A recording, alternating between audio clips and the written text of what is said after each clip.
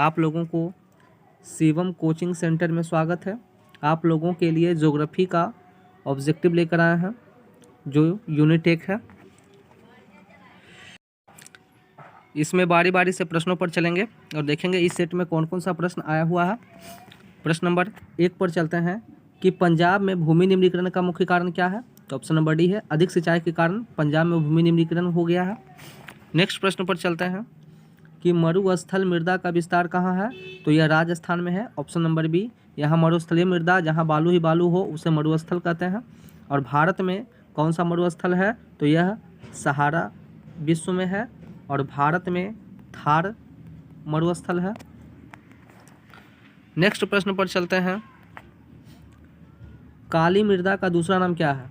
तो रेगुर मृदा है। और इसमें कौन सी खेती होती है। तो कपास की खेती होती है।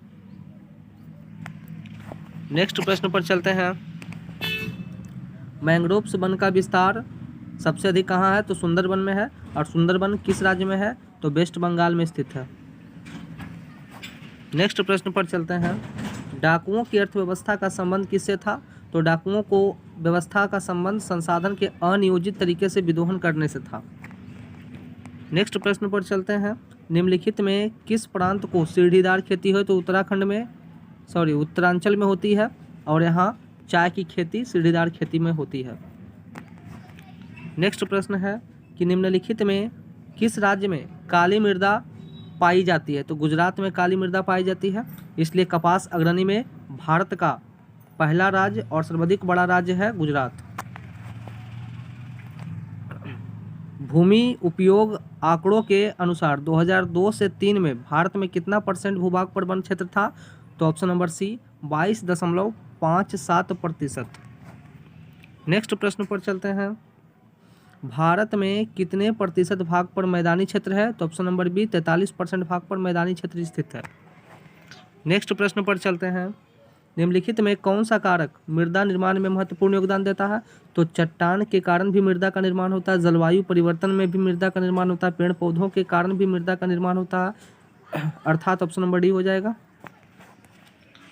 नेक्स्ट प्रश्न पर चलते हैं,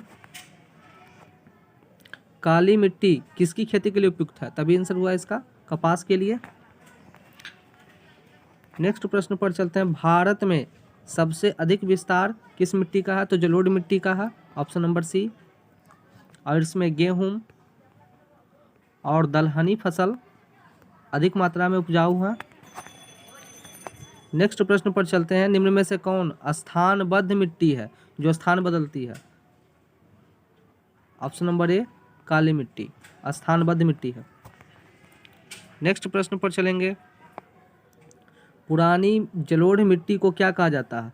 तो बांगर मिट्टी पुरानी जलोढ़ मिट्टी को कहते हैं जो नदियों के निकट होते हैं। नेक्स्ट प्रश्न पर चलते हैं, भारतीय कृषि का राष्ट्रीय सकल घरेलू उत्पाद जीडीपी कितना % योगदान है। यानी भारत की कृषि का योगदान जीडीपी में कितना % है। तो इसका आंसर है ऑप्शन नंबर डी 13.7%। नेक्स्ट प्रश्न पर चलते हैं, मिट्टी का पीएच मान कितना होता है। तो 7 होता है, यह उदासीन है। नेक्स्ट प्रश्न पर चलते हैं, मृदा संरचना में मूल चट्टान के कितनी परतें होती है। तो ऑप्शन नंबर बी हो जाएगा 3 परतें। नेक्स्ट प्रश्न पर चलते हैं, निम्न में से कौन सा जैविक मिट्टी नहीं पाई जाती है। तो झारखंड में जैविक मिट्टी नहीं पाई जाती है। नेक्स्ट प्रश्न है कि world wide fund for nature के अनुसार भारत में लगभग कितनी भूमि निम्नीकृत हो चुकी है। तो 13 करोड़ हेक्टेयर भूमि निम्नीकृत हो चुकी है। नेक्स्ट और लास्ट प्रश्न पर चलते हैं कि मृदा संरक्षण के लिए कौन सा उपाय अति महत्वपूर्ण या उपयोगी है। तो पशुओं को चराई को नियंत्रित करेंगे तो मृदा का संरक्षण होगा। समोच्च रेखीय जुताई पर भी मृदा का संरक्षण होता है। खेतों में ह्यूमस डालने से भी मृदा का संरक्षण होता है। अर्थात इनमें से सभी मिट्टियों की शक्ति को ह्यूमस बढ़ाता है। आप लोगों के लिए नेक्स्ट वीडियो बहुत ही जल्द अपलोड की जाएगी।